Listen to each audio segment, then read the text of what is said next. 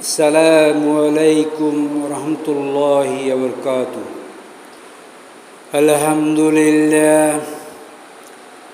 الحمد لله نحمده ونستعينه ونستغفره ونعوذ بالله من شرور أنفسنا ومن سيئات أعمالنا.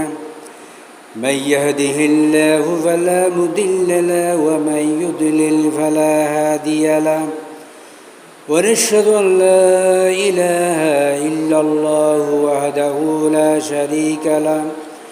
ونشهد أن محمدا عبده ورسوله الذي أرسله بالحق بشيرا ونذيرا وداعيا إلى الله بإذنه وسراجا منيرا.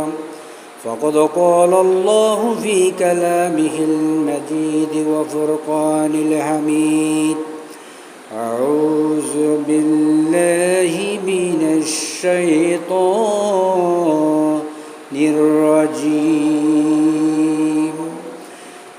بسم الله الرحمن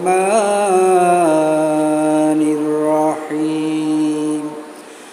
إن الله وملائكته يصلون على النبي يا أيها الذين آمنوا صلوا عليه وسلموا تسليما. اللهم صل على سيدنا مولانا محمد وعلى آل سيدنا مولانا محمد.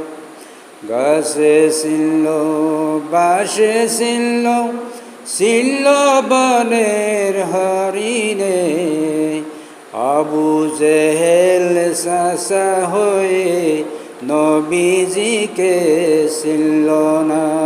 আল্লাহুম্মা সাল্লি আলা সাইয়্যিদিনা মাওলানা মুহাম্মদ ওয়ালা আলি সাইয়্যিদিনা মাওলানা মুহাম্মদ।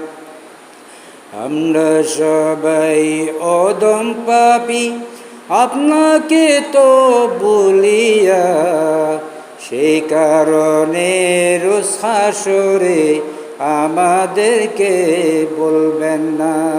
আল্লাহুম্মা সাল্লি আলা সাইয়্যিদিনা মাওলানা মুহাম্মদ ওয়ালা আলি সাইয়্যিদিনা মাওলানা মুহাম্মদ।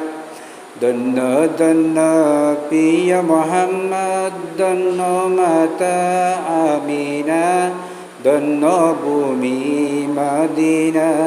আল্লাহুম্মা সাল্লি আলা সাইয়্যিদিনা মাওলানা মুহাম্মদ ওয়ালা আলি সাইয়্যিদিনা মাওলানা মুহাম্মদ।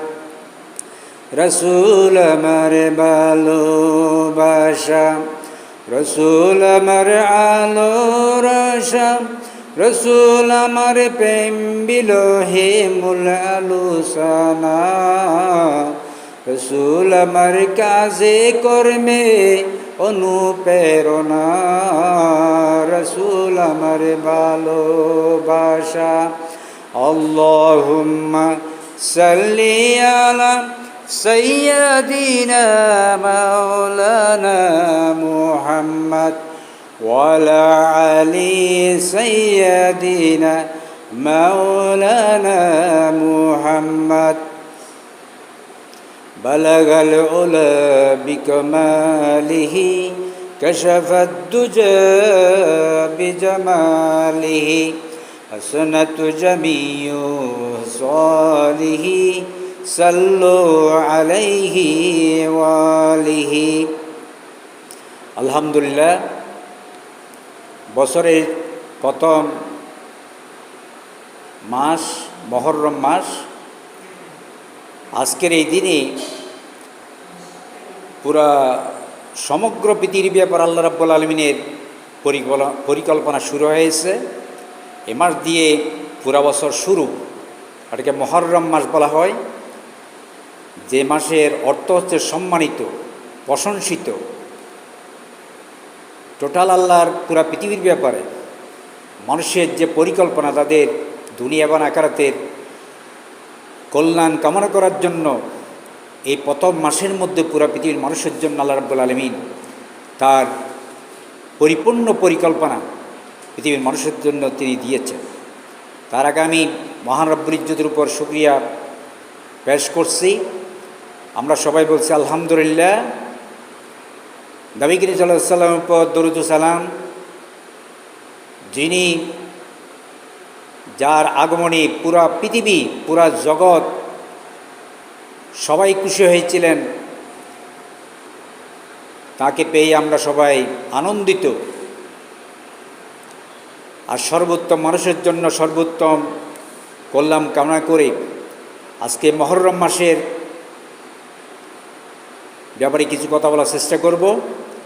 অত্র এলাকার সম্মানিত পাড়া প্রতিবেশী মা ও বোনেরা, মুরব্বী, যুবক, সকল স্তরের জনগণকে আসসালামু আলাইকুম ওয়া রাহমাতুল্লাহি ওয়া বারাকাতুহু। আজকে মুহররম মাস,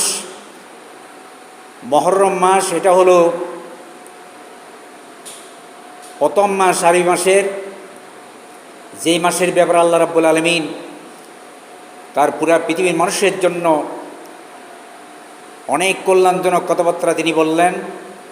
পুরা পৃথিবীর মানুষের জন্য তার পরিকল্পনা তিনি এই মাসে তিনি পৃথিবীর মানুষদেরকে তার নবীদের মাধ্যমে, নবী রাসূলদের মাধ্যমে যোগে যোগে হযরত আদম আলাইহিস সালাম থেকে শুরু করে আখিরি নবী মুহাম্মদ রাসূলুল্লাহ সাল্লাল্লাহু আলাইহি সাল্লাম পর্যন্ত তার পৃথিবীর মানুষের ব্যাপারে তার পরিকল্পনা তার প্রথম মাসে তিনি পেশ করেছেন।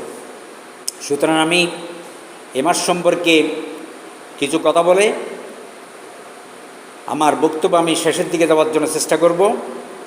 তার আগে আমি আপনাদেরকে বলবো, আপনারা ঘোরাফেরা না করে আল্লাহর ঘরে চলে আসেন।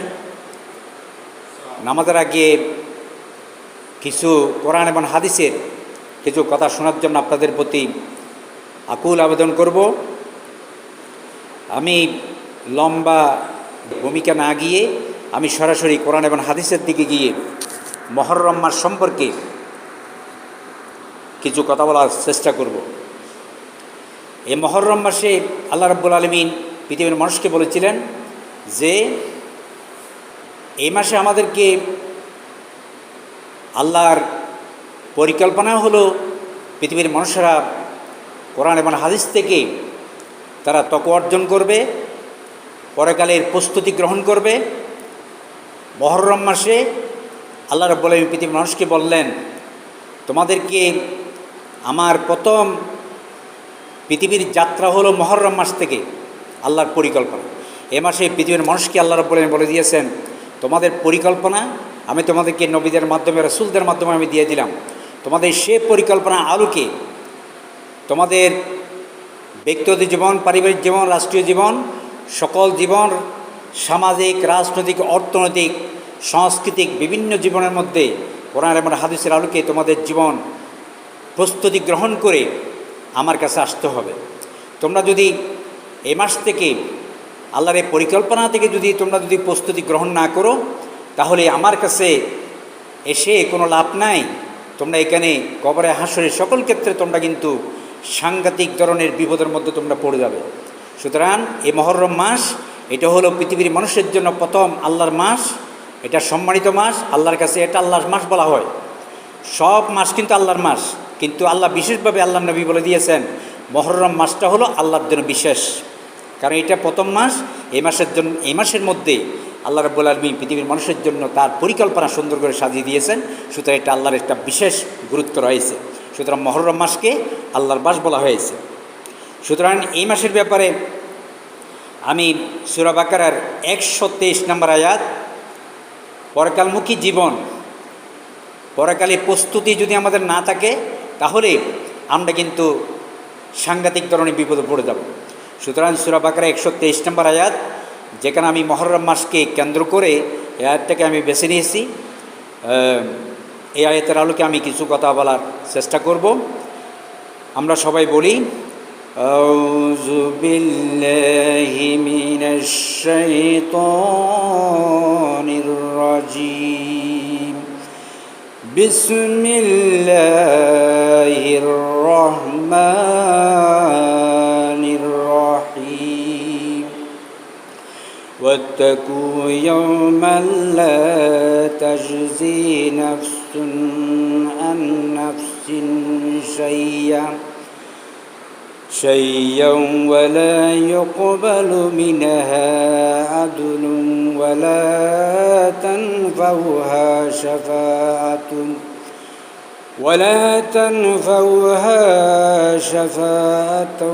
ولهم ينصرون। সূরা বাকারা 123। ওয়াত্তাকু ইয়াওমান, তোমরা সেই দিনকে ভয় করো, লা তাজজি নাফসুন আন নাফসিন শাইয়ান, সেদিন কোনো মানুষ কোনো মানুষের জন্য কিছুই করতে পারবে না।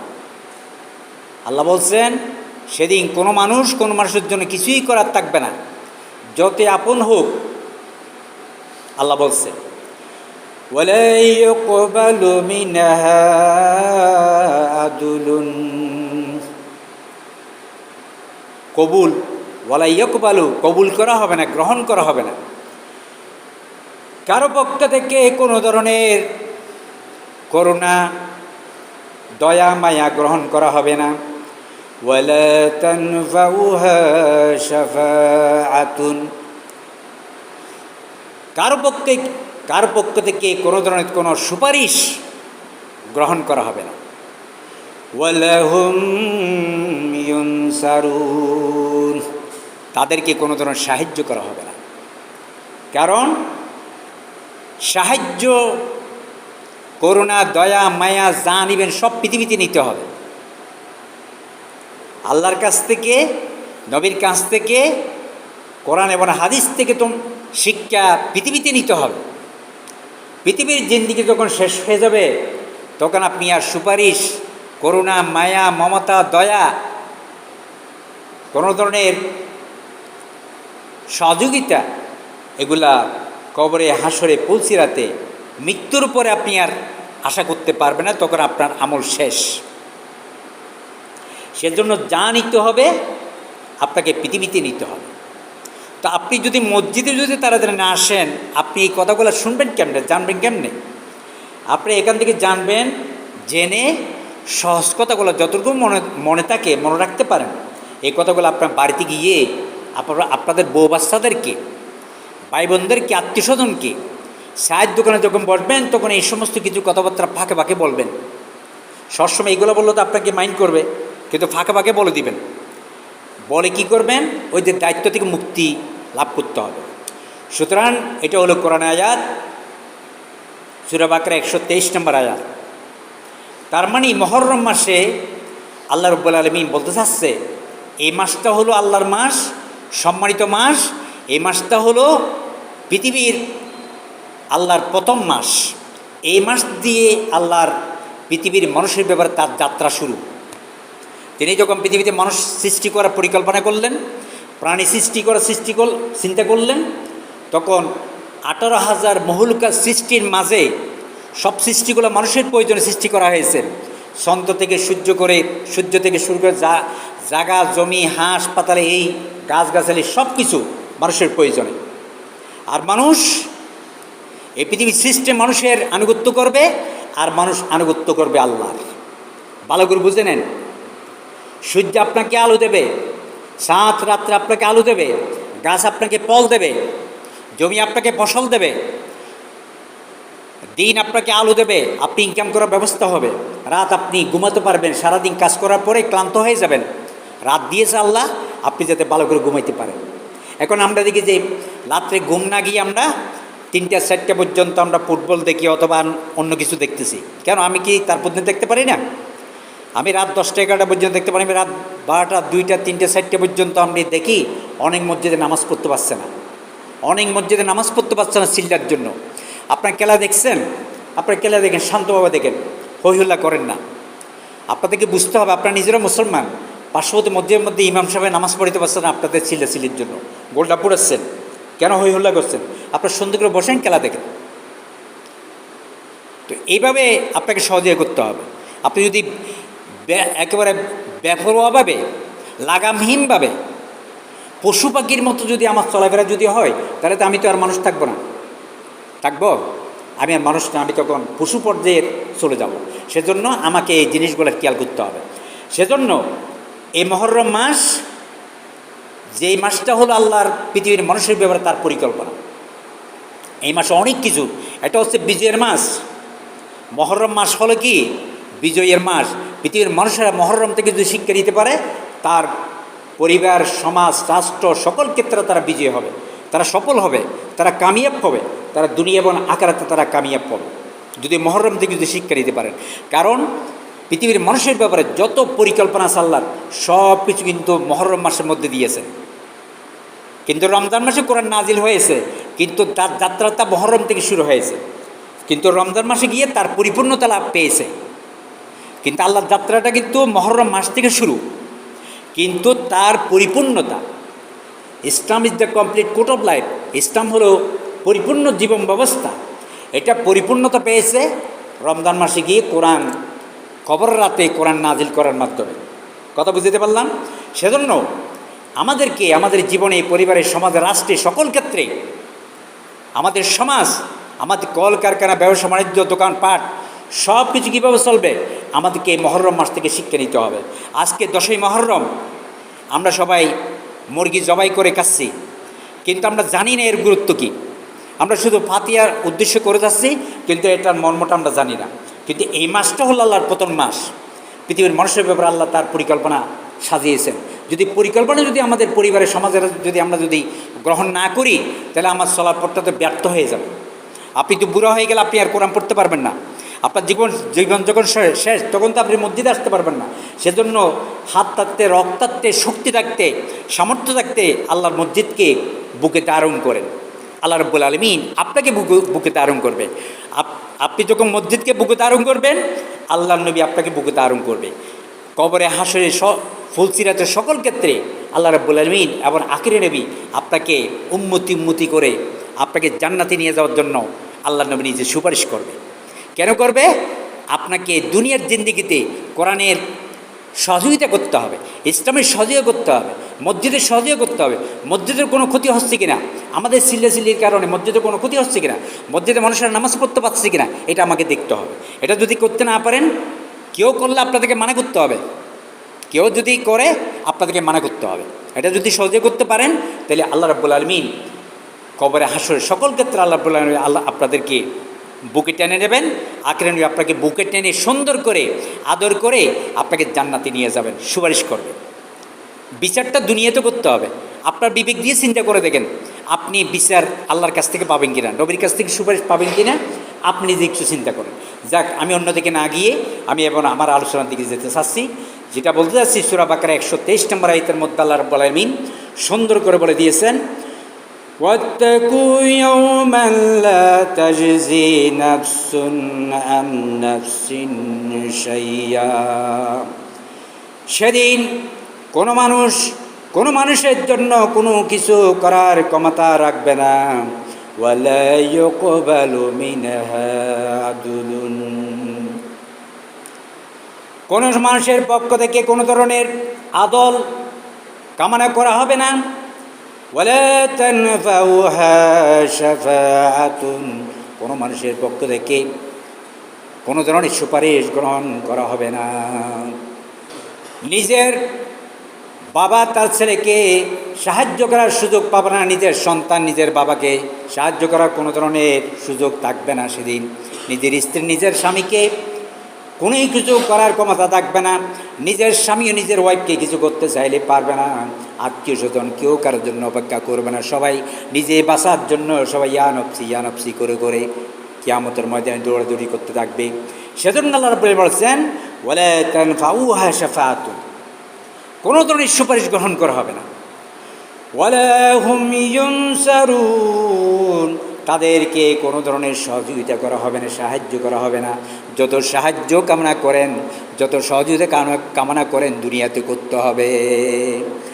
এখন যদি কোরআন এবং হাদিসের শিক্ষা গ্রহণ করে বাসায় গিয়ে, বাড়িতে গিয়ে যদি মা বাপকে এবং বউ বাচ্চাকে, সন্তানকে যদি সুন্দর করে বুঝাতে পারেন, তাহলে এই কথাগুলো আপনার জন্য কালকে আমাদের দিন নাজাতের উসিলা হবে। এখানে করতে হবে। এখানে যেটা করবেন, 1 টাকা করবেন, প্রতি টাকা 10 টাকা, 10 টাকা থেকে 700 টাকা পর্যন্ত আল্লাহ রাব্বুল আলামিন বাড়ায় দিবেন। এখানে একটা সওয়াব করবেন, প্রতি সওয়াবের বিনিময়ে 700 টাকা পর্যন্ত আল্লাহ রাব্বুল আলামিন আপনার জন্য বাড়ায় দিবেন। কোরআনে আয়াত, ওয়াল্লাহু ইউদাইফু লিমান ইয়াশা, আল্লাহ চাইলে আরও বেশি বাড়ায় দিতে পারেন। কোরআনে আয়াত। দুনিয়াতে একটা সওয়াব করবেন, 10টা নেকি, আল্লাহ চাইলে আরও বেশি বাড়ায় দিতে পারে। সেজন্য প্রতি নেকি এগুলি কিন্তু কাল কিয়ামতের দিন আপনার জন্য বিশাল উহুদের পাহাড়ের মতো হয়ে যাবে, আপনার জন্য সওয়াবের ব্যবস্থা হয়ে যাবে। শুধু তাই নয়, আল্লাহ রাব্বুল আলামিন বলেছেন তার রহমতের ফেরেশতাদেরকে বলে দিয়েছেন, যারা কিছু ফেরেশতা আছে যারা সওয়াবের বিষয়গুলো লিখবে, আর কিছু ফেরেশতা আছে যারা গুনাহের বিষয়গুলো লিখবে। সওয়াবের বিষয় যারা লিখবে, ওই সমস্ত ফেরেশতাদেরকে আল্লাহ রাব্বুল আলামিন বলে দিবেন, তোমরা আমার বান্দাদের ব্যাপারে কোনো বান্দা যদি ভালো কাজ করার জন্য যদি কোনো ধরনের পরিকল্পনা গ্রহণ করে, তাহলে সাথে সাথে এখনো কাজ করে নেই, কিন্তু ভালো কাজ করার একটা পরিকল্পনা নিয়েছে। আমি কথাগুলো দোকানের মধ্যে বিভিন্ন ভাইদেরকে আমি বলবো, এই ধরনের একটা পরিকল্পনা করেছে কিন্তু এখনও বলে নাই। মসজিদে আসবে, এখনও আসে নাই। ভালো কাজ করবে, এখনও করে নাই। কোরআন পড়বে, অধ্যয়ন করবে, এখনও করে নাই, কিন্তু করবে যে বাসায় গিয়ে করবে, কিন্তু এখনও করে নাই। আপনি পরিকল্পনা নেওয়ার সাথে সাথে আপনার জন্য একটা সওয়াব লিখা হবে। কথা বুঝতে পারলাম? আপনি একটা ভালো কাজ করার পরিকল্পনা গ্রহণ করছেন কিন্তু এখনও করেন নাই। আপনি একজন মানুষকে কিছু সহযোগিতা করবেন কিন্তু এখনও করেন নাই, কিন্তু করবেন একটা পরিকল্পনা নিয়েছেন, সাথে সাথে আল্লাহ রাব্বুল আলামিন রহমতের ফেরেশতা থেকে বলে দিয়েছেন আমার বান্দার জন্য একটা সওয়াব লিখে ফেলো। যখন আমার বান্দাটা যখন ভালো কাজটা যখন করা শুরু করে দিবে, যখন মসজিদে এসে গেল, যখন কোরআন পড়তে শুরু করে দিল, যখন দোকানের মধ্যে দিনের কাজ করতে শুরু করে দিল, একজন মানুষকে যখন সাহায্য করে দিল, তখন বলতেছে ওই মার্কের পাশে একটা 10 লাগাই দেব। তার মানে কি 10টা সব একসাথে লাগাই দেওয়ার জন্য বলতেছে। তাহলে ভালো কাজ করেন নাই, পরিকল্পনা নিয়েছেন, সাথে সাথে একটা সওয়াব আপনার জন্য লেখার জন্য বলে দেওয়া হয়েছে। যখন কাজটা করে শুরু করে দিবে, তখন 10টা নেকি গ্রেড মার্ক দেওয়ার জন্য আল্লাহ রাব্বুল আলামিন তার রহমতের ফেরেশতা থেকে বলে দেওয়া হয়েছে। সুতরাং মুসলিম জাতির আমাদেরকে পরিকল্পনা গ্রহণ করতে হবে। কোরআনের প্রতি, ইসলামের পক্ষে রায় দেওয়ার জন্য আপনাকে চিন্তা করতে হবে, এবং যদি চিন্তা করতে পারেন, পরিকল্পনা করতে পারেন, সাথে সাথে একটা সওয়াব হয়ে যাবে। যদি করেন তখন 1টা থেকে 10টা, 10টা থেকে 700টা, আল্লাহ চাইলে আরও বেশি সওয়াব বাড়ায় দিতে পারে। কিন্তু আল্লাহর কাছ থেকে আপনাদেরকে আদায় করে নিতে হবে। কীভাবে আদায় করে নেবেন? আদায় করে নেওয়ার নিয়ম হলো, যদি আল্লাহর কাছ থেকে কোনো কিছু আপনি যদি আদায় করতে চান, আল্লাহর কাছ থেকে যদি পেতে চান, আল্লাহর নবীর কাছ থেকে যদি পেতে চান, তাহলে আপনাকে প্রথমত ভদ্র হতে হবে। আপনাকে ভদ্র হতে হবে, নম্র হতে হবে, আপনাকে ধৈর্যশীল হতে হবে, আপনাকে আল্লাহর ঘরে আসতে হবে, আপনাকে কোরআনের কাছে যেতে হবে, আল্লাহর কাছে যেতে হবে, নবীর কাছে যেতে হবে, কোরআনের কাছে যেতে গিয়ে তার কাছে আসতে হবে। এই রকম আপনি যদি ভদ্রতা দেখাতে পারেন, এই ধরনের যদি সুন্দর ব্যবহার যদি ইসলামের সাথে আপনি করতে পারেন, ইসলামের পক্ষে কোরআনের পক্ষে নবীর পক্ষে ইমানের পক্ষে আপনি রায় দিতে পারেন, এরকম সহযোগ করতে পারেন, তারপরে আল্লাহ রাব্বুল আলামিন আপনার জন্য এইভাবে আপনাকে আদায় করে নিতে হবে। কারণ আপনি যদি কোনো মানুষের জন্য এক পা সামনে দেন, আপনি তো দুনিয়াতে বুঝতে পারছেন, যার জন্য আপনার ভাইয়ের জন্য, বন্ধুর জন্য, পাড়া প্রতিবেশীর জন্য, একজন অমুসলিম, হিন্দু, বৌদ্ধ, খ্রিস্টান, যে কোনো মানুষের জন্য আপনি একটা সহযোগিতার হাত দিয়ে এক পা সামনে গিয়েছেন। আপনি পরীক্ষা করে দেখেন, সেটা যদি ডাকাত হয়, চোর হয়, বদমাশ হয়, অমানুষ যদি হয়, আপনি যখন তাকে সহযোগিতা করার জন্য যখন এক পা যখন সামনে বাড়ালেন, ওই ডাকাত ওই খারাপ মানুষ পর্যন্ত আপনার জন্য দুই পা সামনে আসবে, আপনার কথা বলবে। সে ডাকাতি করে, চুরি করে, ডাকাতি করে, রাহাজানি করে, সন্ত্রাসী করে, কিন্তু আপনার দানের কথা, আপনার সহযোগিতার কথা সেই দোকানে পারে বিভিন্ন জায়গায় বলবে সে মানুষটা অনেক ভালো। কারণ ওই যে বলে না, বালার নাম শালাও করে না। তার মানে কি, বালাই যখন করবেন তখন সবাই করবে।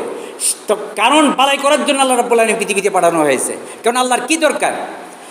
পৃথিবীর মানুষরা যদি আল্লাহর অনুকরণ না করে, আল্লাহর বিরুদ্ধে যদি 900 কোটি মানুষ যদি আন্দোলন করে, সকালে বিকেলে প্রতিদিন যদি মিছিলও করে, আল্লাহর ক্ষমতা কোনোদিন কমবে না, আল্লাহর ক্ষমতা বাড়বেও না। শুধুমাত্র আল্লাহ রাব্বুল আলামিন পৃথিবীর মানুষকে, পৃথিবীর মানুষের জন্য, সুখের জন্য, শান্তির জন্য আল্লাহ রাব্বুল আলামিন এইগুলো দিয়েছে, শুধু মানুষের জন্য। সেজন্য যদি ভালো কাজ করেন, ভালো কাজ করার যদি পরিকল্পনা গ্রহণ করেন, সাথে সাথে একটা সওয়াব। যদি ভালো কাজটা যদি করতে শুরু করেন, সাথে সাথে 10টা থেকে 700টা পর্যন্ত আল্লাহ রাব্বুল আলামিন বাড়াই দিতে পারেন। এরপরে আয়াত বলছে ওয়াল্লাহু ইউদাইফু লিমান ইয়াশা। আল্লাহ রাব্বুল আলামিন যদি চাই, আল্লাহকে যদি কোনো বান্দা যদি খুশি করতে পারে, আল্লাহ রাব্বুল আলামিন বলেছেন, দয়া মায়া করে বলছেন, ও বান্দারা আমি চাইলে আরও বেশি আমি বাড়াই দিতে পারি।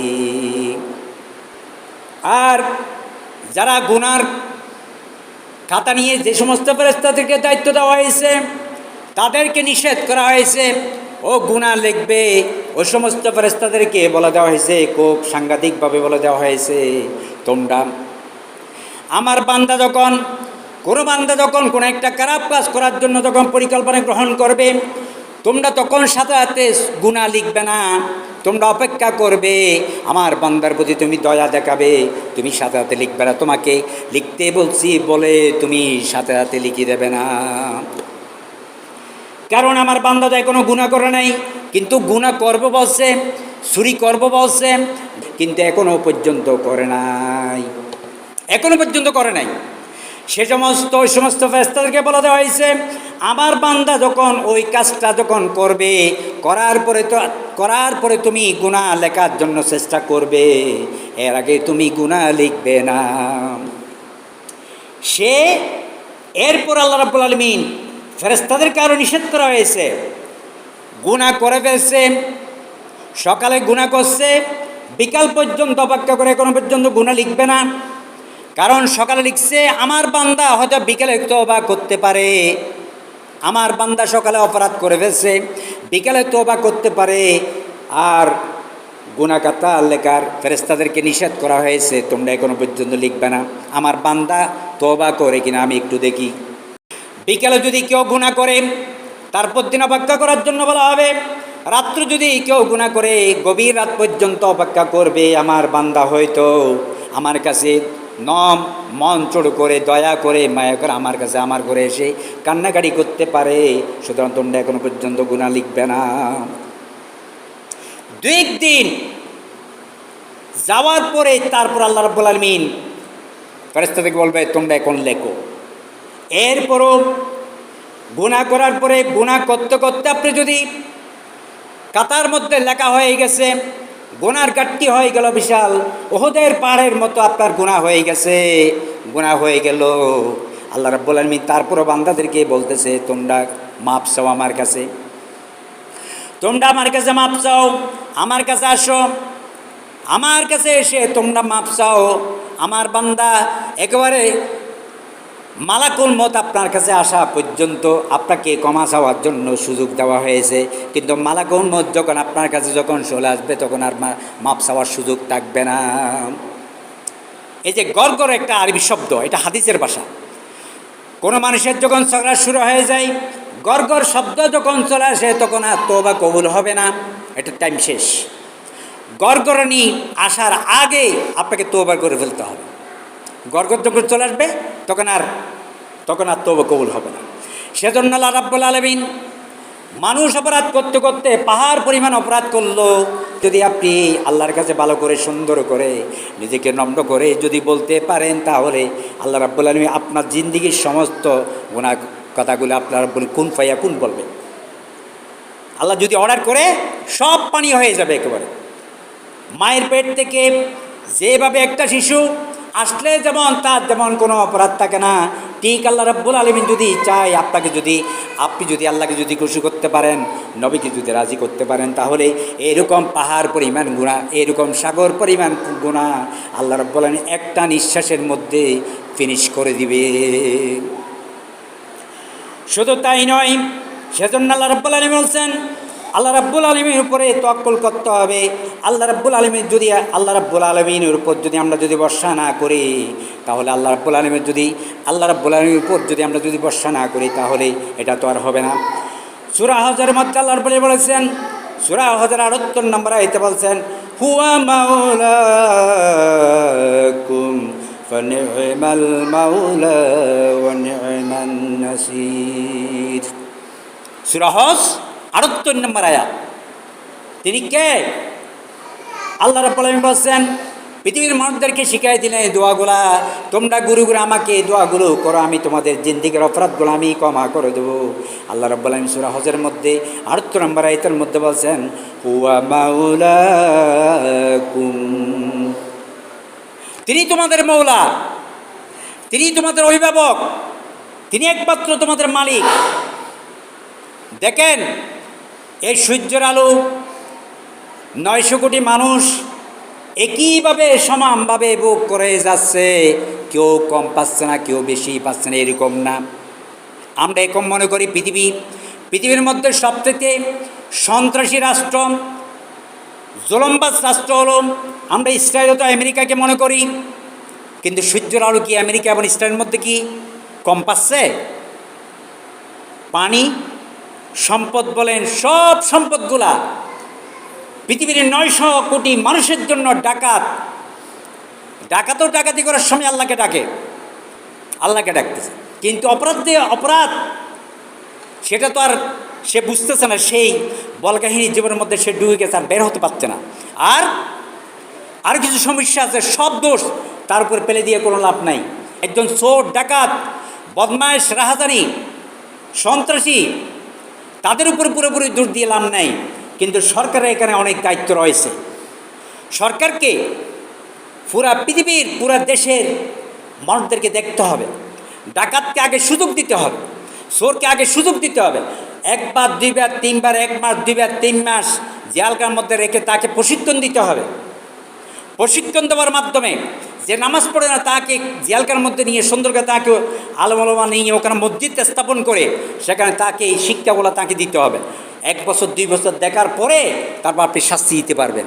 আল্লাহর বান্দাকে, সে ডাকাত তো, চোর হোক, আপনাকে সরকারকে দায়িত্ব দেওয়া হয়েছে, এগুলো সরকারকে এগুলো করতে হবে। তো আমরা তো সরকারও তো আমাদের পক্ষে নিয়ে যেতে পারি নাই, এটা তো অপরাধ আমাদের। সেজন্য কোনো নির্বাচন যখন আসবে তখন আপনাদেরকে সকলে চেষ্টা করে আপনাদের নিজেরা বাঁচার জন্য, যদি সমাজের মধ্যে একটু জাকাত থাকে, চোর থাকে, তাহলে আপনারা ভালো করে ঘুমাতে পারবেন না, ভালো করে আপনার সম্মান রাখতে পারবেন না। সেজন্য সব মানুষ যদি ভালো হয় আপনাদের জন্য সুবিধা। সেজন্য আপনারা নিজেরা এদেরকে ইসলামের পক্ষে রায় দিয়ে এই কারমানদেরকে ভালো করার জন্য সরকারকে সহযোগিতা করতে হবে। সরকারকে এগুলো বুঝতে হবে। সরকার তো নিজেরাই তো ডাকাত আশ্রয় দেয়। অনেক সরকার আছে যারা কি সন্ত্রাসী পালে।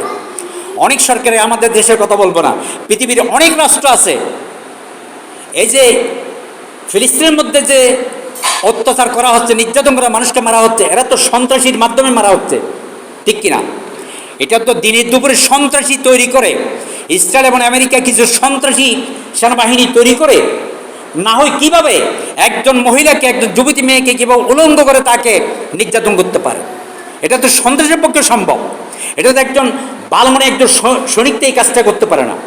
একজন মুসলমান যুবকদেরকে, মানুষদেরকে উলঙ্গ করে তাদেরকে উলঙ্গের পিরামিড বানানো হয়েছে।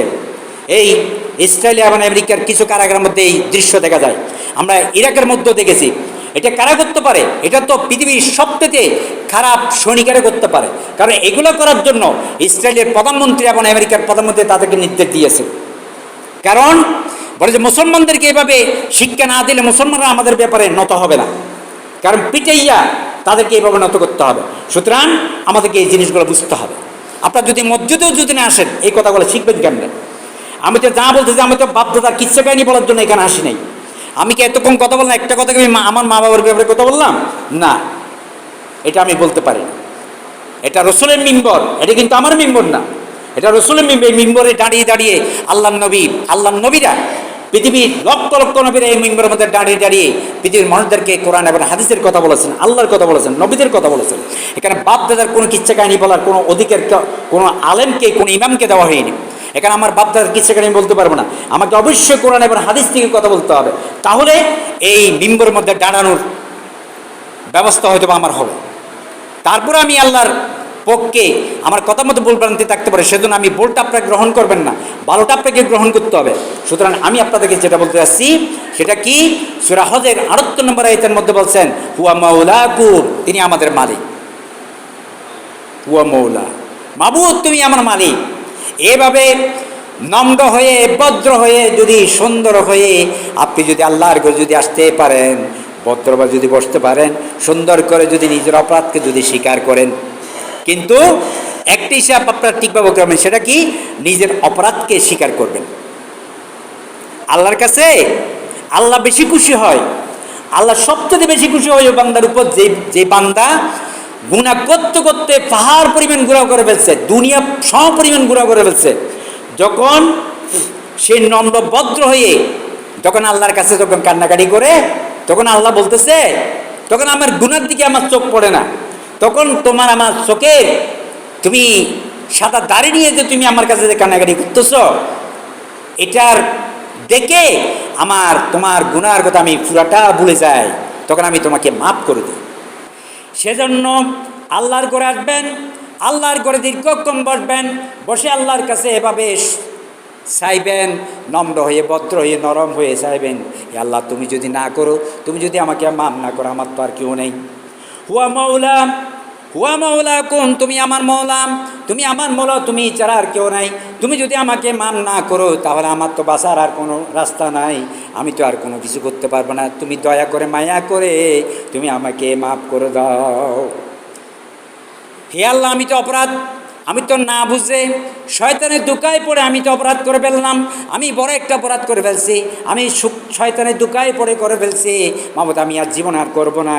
কাম্য যারা কাবেন, তওবা করবেন, আল্লাহর ঘরে পশ্চিম দিকে সুন্দর করে আল্লাহর পায়ের মধ্যে সিজদা দেবেন, বলবেন এরকম, হে আল্লাহ, তোমার পায়ে সিজদা দিচ্ছি, আমি তোমার পায়ে আমার কপাল লাগাই দিলাম, তোমার পায়ের মধ্যে আমি তোমার কুদরতি পায়ের মধ্যে আমার কপাল লাগাই দিলাম। মাবুদ, আমার তো আর বাঁচার উপায় নেই, তুমি আমাকে মাফ করে দাও, তুমি আগে লাথি মেরে হলো আমাকে মাফ করে দাও, কপাল বের একটা লাথি মেরে হলো আমার জীবনের সিন্দিকের অপরাধগুলো মাফ করে দাও।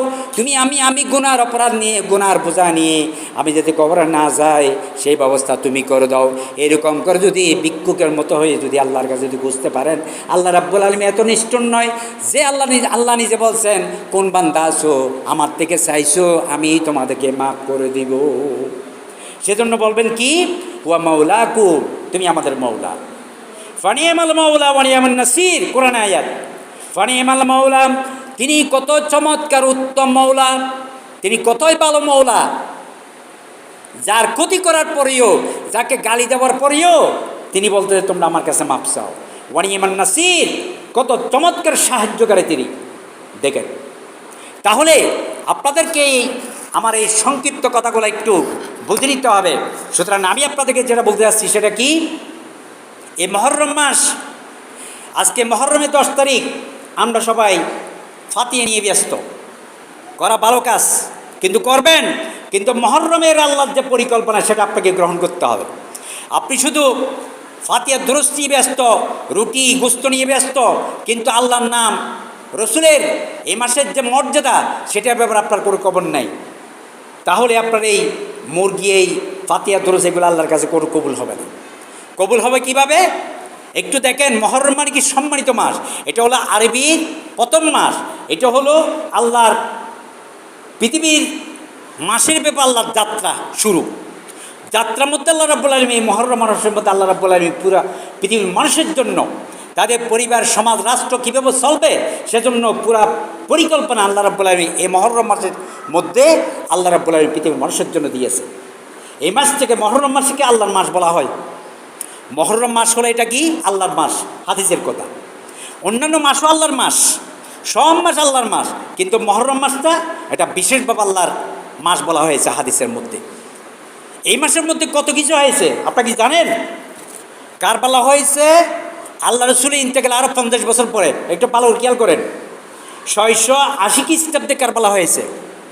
রসুল তো 32 খ্রিস্টাব্দে ইন্তেকাল করেছেন, 632 খ্রিস্টাব্দে।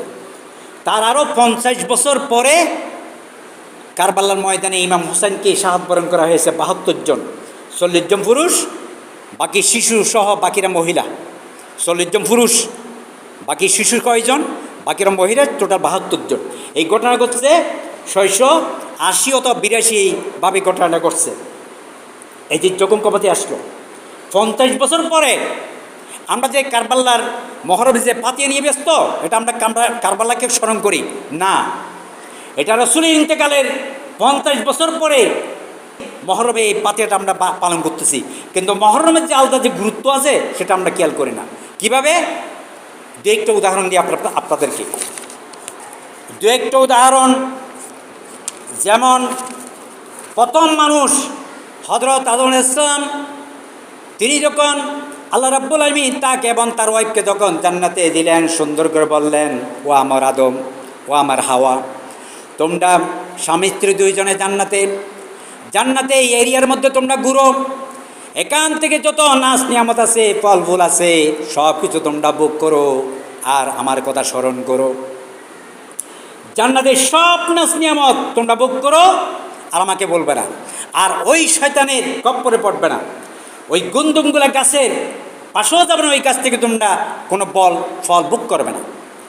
শয়তান তোমাদেরকে 1000বার চেষ্টা করবে ওই গাছে নিয়ে যাওয়ার জন্য, কিন্তু তোমরা যাবে না। 100,000 কোটিবার বলার পরও তোমরা যাবে না। তোমরা জান্নাতের মধ্যে, পরিবেশের মধ্যে সুন্দর করে যত কিছু আছে সব কিছু তোমরা ভোগ করো। কিন্তু শয়তান তো পরিকল্পনা নিয়েছে আদমকে এবং হাওয়াকে বিভ্রান্ত করার জন্য। ঠিকই বিভ্রান্ত করে ফেলল, গন্ধমগুলো কাবাই ফেললেন। সাথে সাথে তার জান্নাতের পোশাক পড়ে গেল, সব জান্নাতের টাচ নিয়ামত ফলমূল সব কিছু আদমের কাছ থেকে দূরে সরে গেল। আল্লাহ রাব্বুল আলামিন তাদেরকে দুইজনকে পৃথিবীতে ফেলে দিলেন। লম্বা কাহিনী, সময় কম, সেজন্য আমি সঙ্গে বলছি। পৃথিবীতে ফেলে দিলেন, যাও পৃথিবীতে চলে যাও, পৃথিবীতে গিয়ে তোমরা আমাকে খুঁজো। তোমরা যদি পৃথিবীতে কষ্ট করো, কান্নাকাটি করো, আমার কাছে মাপ চাও, তাহলে পৃথিবীতে তোমরাও সেখানে আমাকে পাবে। আমাকে যদি পাও সেখানে তোমরা আমাকে অনুসরণ করবে। এই দীর্ঘ বছর হযরত বাবা আদম এবং হাওয়া আলাইহিস সালাম দীর্ঘদিন আল্লাহর কাছে মাপ চাইতে চাইতে এক পর্যায়ে আল্লাহ রাব্বুল আলামিন মাফ করে দিলেন এই 10ই মুহররম। নাম্বার 1 সঙ্গে বলছি, এই 10ই মুহররম আল্লাহ রাব্বুল আলামিন বাবা আদম, মা হাওয়া আলাইহিস সালামের দুজনের টোটাল গুনাহ ক্ষমা করে দিয়ে তাদেরকে আবার ইসলামের পথে, সঠিক পথের মধ্যে তাদেরকে আবার হেদায়েত করে দিলেন। এটা হচ্ছে 10ই মুহররম। তাহলে গুরুত্ব দেখছেন? এটা তো আমাদের মনে নেই। আরেকটা দেখেন, এরপরে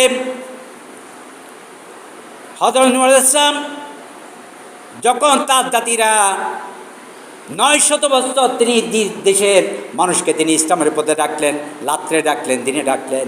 আল্লাহ রাব্বুল আলামিন বললেন, উদউ ইলা সাবিলি রাব্বিক, ও আমার বান্দারা তোমরা পৃথিবীর মানুষকে দিনের পথে ডাকো। হযরত নূহ আলাইহিস সালাম তিনিও তার বান্দা, তার উম্মতদেরকে তিনি 900 বছর তিনি দিনের পথে ডাকার পরেও কোনো মানুষ তার কথা শুনল না। 900 বছরে 100 মানুষও তিনি জোগাড় করতে পারেন, কিন্তু কেউ কথা শুনতেছে না। ভালো কিন্তু কেউ শুনে না, সবাই খারাপের দিকে, শয়তানের কপ্পরে পড়ে, কেউ কথা শুনে না। তখন আল্লাহ রাব্বুল আলামিন হযরত নূহ আলাইহিস সালাম বললেন, হে আল্লাহ, আমার উম্মতদেরকে, তোমার বান্দাদেরকে সকালে ডাকলাম, দুপুরে ডাকলাম, বিকেলে ডাকলাম, রাত্রে ডাকলাম, গভীর রাতে গিয়ে তাদেরকে বললাম, ভাই বন্ধু তোমরা দ্বীনের পথে আসো, আল্লাহর পথে আসো, তিনি ছাড়া তোমাদের জন্য মৌলা, ওয়া মৌলা কুম, তিনি তোমাদের জন্য মৌলা। কিন্তু কেউ শোনে না। শেষ পর্যন্ত তারা সবাই আমাকে মারতে শুরু করলো। আমাকে মারতে মারতে আমার বাহিনীকে একেবারে পালাইয়া একেবারে দাওয়া করে নিয়ে যাচ্ছে। তখন আমি আল্লাহ রাব্বুল আলামিনের কাছে আমি আশ্রয় চাইলাম। আল্লাহ রাব্বুল আলামিন আমাকে দীর্ঘদিন তারা আমাকে মারার পরে, আমার জাতিকে তারা হত্যা করার পরে শেষ পর্যন্ত আল্লাহ রাব্বুল আলামিন রাগ করে পৃথিবীর মানুষকে তুফান দিয়ে দিলেন। নূহ আলাইহিস ইসলামের একটা তুফান আমরা বলি না, এই নূহ আলাইহিস ইসলামের তুফানের মধ্যে সমস্ত মানুষকে আল্লাহ রাব্বুল আলামিন মেরে ফেলছেন। কারণ আল্লাহ রাগ করে, কারণ নবী তো তাদের বিরুদ্ধে, তাদেরকে অনেক দিন ডাকার পরে, 900 বছর ডাকার পরে মানুষের মধ্যে রাগ আসে না। শেষ পর্যন্ত আল্লাহ রাব্বুল আলামিনের অর্ডারে নূহ আলাইহিস সালাম তার জাতির জন্য বদ্ধ করলেন। আল্লাহ তুফান শুরু করে দিলেন। তুফানের মধ্যে সমস্ত মানুষ মারা গেল। শেষ পর্যন্ত নূহ আলাইহিস সালাম তার 80 জন ব্যক্তি নিয়ে একটা ডিঙ্গি নৌকার মধ্যে সুন্দর একটা কিস্তি ব্যবস্থা করে দিলেন। আল্লাহ রাব্বুল আলামিন নূহ আলাইহিস সালামকে বললেন, তুমি একটা কিস্তি তৈরি করো। কিস্তি তৈরি করে যারা আমাকে মানে, যারা ইমানদার, যারা তোমার অনুসারী, তুমি সহ তোমার পরিবার যারা তোমাকে আল্লাহকে মানে, তোমার যারা অনুসারী রয়েছে তাদেরকে নিয়ে তোমরা 80 জনকে ডিঙ্গির মধ্যে উঠো, কিস্তির মধ্যে উঠো। এই কিস্তির মধ্যে আল্লাহ রাব্বুল আলামিন নূহ আলাইহিস সালাম তার 80 জন ব্যক্তিকে কিস্তির মধ্যে তুলে উদ্ধার করেছিলেন এই 10 মুহররম। বুঝাতে পারলাম? সেকেন্ড কথা। এরপরে আরেকটা কথা বলি। হযরত ইব্রাহিম আলাইহিস সালাম তিনি যখন দ্বীনের পথে মানুষকে ডাকলেন, নমরুদকে যখন নমরুদ ছিল ইব্রাহিম আলাইহিস সালাম যে এলাকা ছিলেন ওই এলাকার প্রেসিডেন্ট ছিলেন নমরুদ। ওই এলাকার রাষ্ট্রপতি ছিলেন কে? নমরুদ যখন হযরত ইব্রাহিম আলাইহিস সালামকে যখন পাকড় করলেন, ইব্রাহিম আলাইহিস সালামকে পাকড় করে বিশাল একটা আগুনের কুণ্ডলী করলেন। আগুনের কুণ্ডির মধ্যে অনেক লাকড়ি পেলে আগুন ধরাই দিলেন। আগুন ধরাই দেওয়ার পরে ইব্রাহিমকে বন্দি করে আনা হলো। পৃথিবীর শ্রেষ্ঠ নবীদের মধ্যে হযরত ইব্রাহিম আলাইহিস সালাম একজন। ইব্রাহিম আলাইহিস সালামকে হাত পা বন্দি করে সুন্দর করে এনে নমরুদ সরকার মাধ্যমে আগুনের মধ্যে ফেলে দিলেন। নমরুদের আগুনের মধ্যে ইব্রাহিম আলাইহিস সালামকে ফেলে দিলেন। হযরত ইব্রাহিম আলাইহিস সালামকে যখন আগুনের মধ্যে ফেলে দিলেন, আগুনের মধ্যে হযরত ইব্রাহিম আলাইহিস সালামকে ফেলে দিলেন, নমরুদের বাহিনী যখন চতুর্দিকে এই দৃশ্যগুলো দেখতেছে, তার শত্রু ইব্রাহিম, তার শত্রু কীভাবে আগুনের মধ্যে পড়বে এটা দেখার জন্য সে তার বাহিনী নিয়ে বসে আছে। চতুর্দিকে দেখবে, নারীদেরকে নাচতে বলল, গাইতে বলল, তোমরা নাচ গান করো, কারণ আল্লাহর নবী আগুনের মধ্যে জ্বলবে। এই দৃশ্যগুলো আমাদেরকে নাচ গানের মাধ্যমে দেখতে হবে। নমরুদ যখন এই নাচ গানের মাধ্যমে চতুর্দিকে বসে আগুনের এই ইব্রাহিমের আগুনের পোড়ার দৃশ্য যখন দেখতেছে, তখন আল্লাহ রাব্বুল আলামিন ফেরেশতা পাঠাইয়া আগুনকে নিভে দিলেন, ফুলে বাগান করে দিলেন। আল্লাহ রাব্বুল আলামিন রহমতের ফেরেশতা পাঠাইয়া জিবরাইল ইসলামকে পাঠাইয়া আগুনকে ফুল বাগান করে দিলেন। আমার বান্দার জন্য, আমার নবীর জন্য, ইব্রাহিমের জন্য তুমি সালামা এবং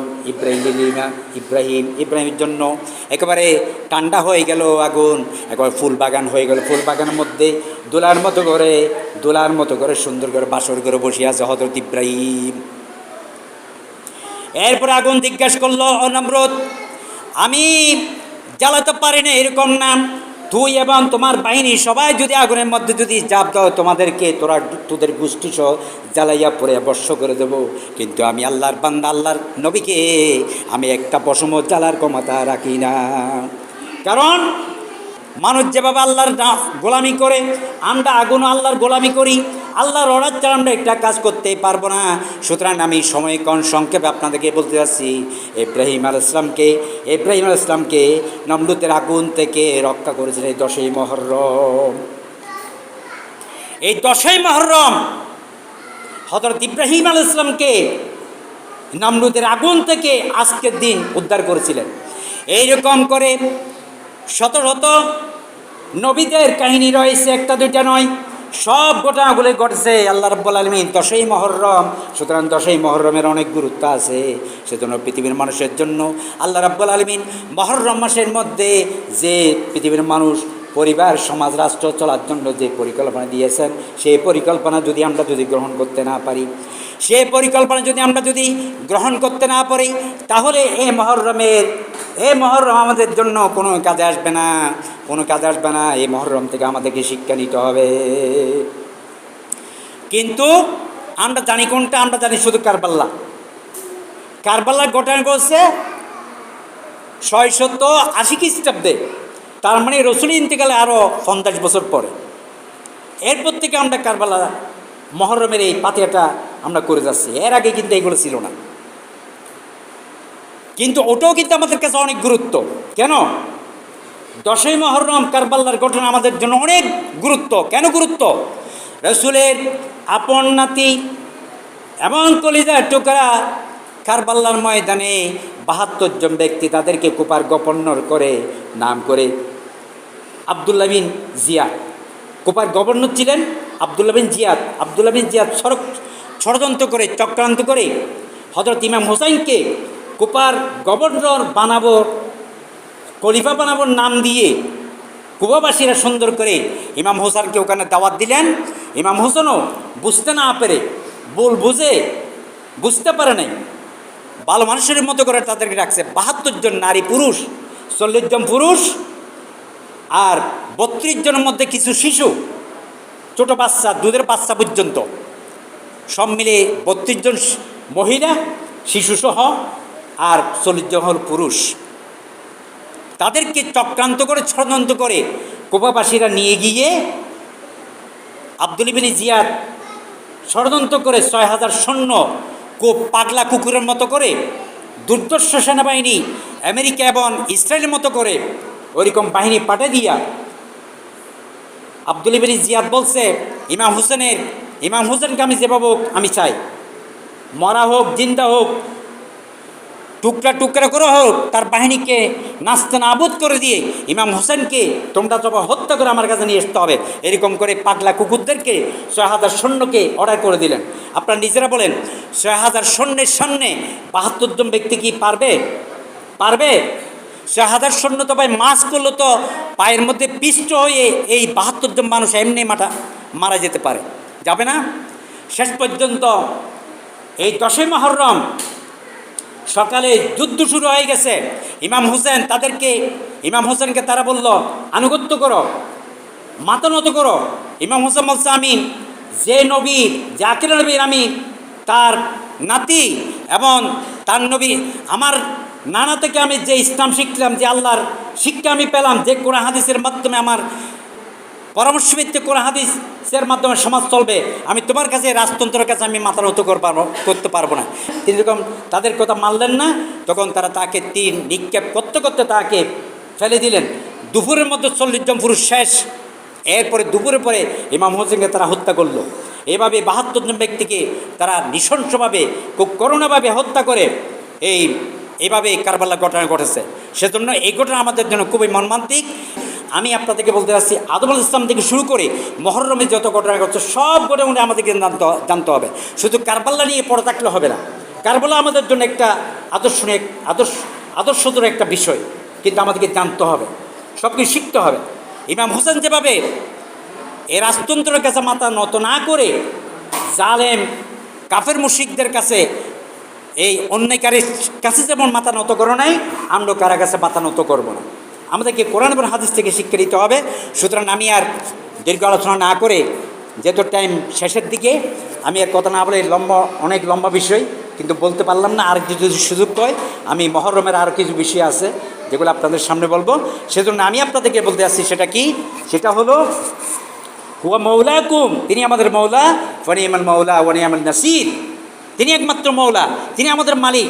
তার কাছে ওয়ানিয়ামাল মৌলা, তিনি কত চমৎকার একজন মৌলা, ওয়ানিয়ামাল নাসির, তিনি একমাত্র উত্তম সাহায্যকারী। সেজন্য আমরা যা চাইবো আল্লাহর কাছে চাইবো। আল্লাহর কাছে যদি ছোটো হয়ে, নম্র হয়ে যদি আমরা চাইতে পারি, তাহলে আল্লাহ রাব্বুল আলামিন আমাদের দুনিয়া সমপরিমাণ গুণ যদি হয়ে থাকে, আল্লাহ রাব্বুল আলামিন আমাদেরকে ক্ষমা করে দিবেন। কারণ চোখের পানি আল্লাহর জাহান্নাম ঠান্ডা হয়ে যায়। মানুষের চোখের পানি, আল্লাহর একনিষ্ঠ আপন বান্দাদের চোখের পানি, আল্লাহর জাহান্নাম, আল্লাহর রাগ, আল্লাহর গোস্বা তো পানি হয়ে যায়। সেজন্য আমি আপনাদেরকে এই পরামর্শ দিয়ে আজকে আমার আলোচনা এখানে শেষ করলাম। আসসালামু আলাইকুম রহমতুল্লাহ।